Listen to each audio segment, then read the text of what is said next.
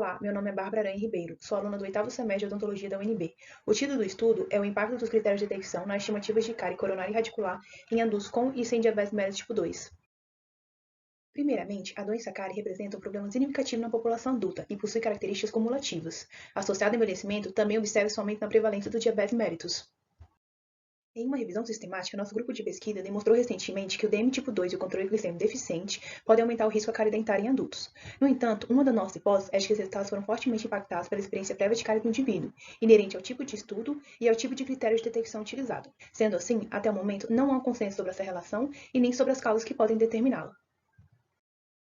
O objetivo desse trabalho foi comparar a prevalência e extensão da cárie em adultos com e sem DM, de acordo com diferentes critérios de detecção de cárie, e investigar qual critério é mais adequado para a realização de novos estudos epidemiológicos, com a finalidade de verificar o impacto do DM nas estimativas de cárie. Trata-se de um estudo transversal realizado com apoio do Projeto Diabetes na Clínica Odontológica do Hospital Universitário de Brasília. Os indivíduos incluídos na pesquisa têm idade igual ou maior de 18 anos. Um tem diagnóstico médico prévio de DM tipo 2, com uso de hipoglicemiante, e outros não têm DM. Para análise de cárie coronária, os indivíduos deviam apresentar pelo menos um dente em boca. Para cárie radicular, pelo menos um dente com superfície radicular exposta. Com critério de exclusão, pacientes com DM tipo 1 não foram considerados elegíveis.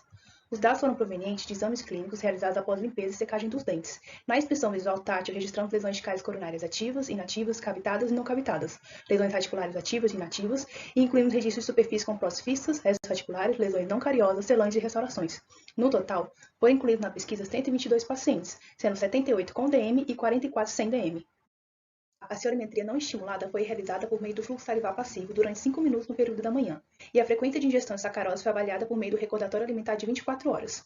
Os exames clínicos foram realizados apenas por 5 examinadores, sendo eles treinados e calibrados. O kappa ponderado foi maior que 0,7. Na análise de dados, nós consideramos a prevalência sendo o número de indivíduos com pelo menos uma superfície afetada, e a extensão com uma soma do número de superfícies afetadas. Ambas foram calculadas de acordo com os critérios de detecção. Para o OMS, foram consideradas lesões de cárie cavitadas, superfícies perdidas e restauradas. Para o SDAS, foram consideradas todas as lesões de cárie não cavitadas e cavitadas, sendo ativas e inativas, além das superfícies perdidas e restauradas. Para o NIBT, foram consideradas apenas lesões de cárie ativas, não cavitadas e cavitadas. Superfícies inativas, ausentes e restauradas não foram calculadas para eliminar a experiência anterior de cárie na análise. Para a cárie radicular, foram consideradas lesões ativas e inativas, sem discriminação de cavitação. Frequências médias e desvio padrões foram calculados por grupo, representando a extensão da cárie. O teste de Wald foi usado para comparar esses grupos. A prevalência de cárie foi calculada com base nesses dois pontos de corte diferentes e comparada entre os grupos usando o mesmo teste, e modelos de regressão de Poisson foram usados para avaliar a associação entre grupos de cárie coronária e radicular, não ajustados e ajustados para a idade. Na caracterização da amostra, os pacientes diabéticos eram mais velhos, tinham uma média maior de hemoglobina glicada e uma frequência maior de injeção de sacarose do que os não diabéticos. Nenhuma diferença foi observada em relação ao sexo e ao fluxo salivar.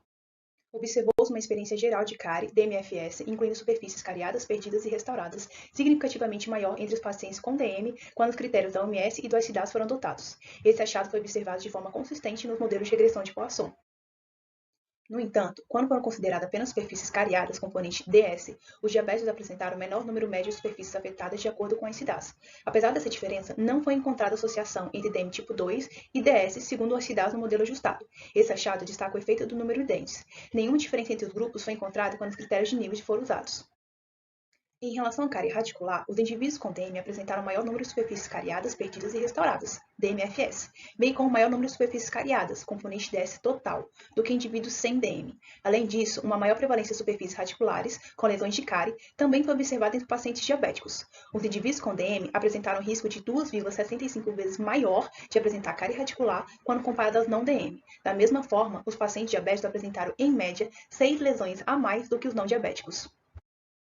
As diferenças absolutas de prevalência e extensão de cárie entre indivíduos não diabéticos e diabéticos são mostradas graficamente nas figuras. Na figura 1, o que se destaca é a diferença acentuada na prevalência de cárie entre os grupos, considerando as superfícies de cárie ativa. Na figura 2, percebe que a diferença de extensão de cárie aumenta quando a experiência geral de cárie é avaliada.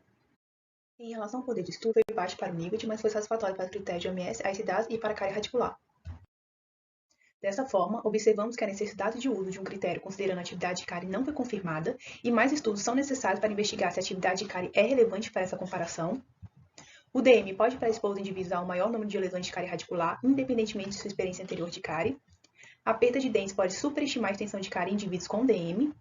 E, para as estimativas de extensão de cárie, o número de superfícies cariadas deve ser relativo ao número de dentes presentes.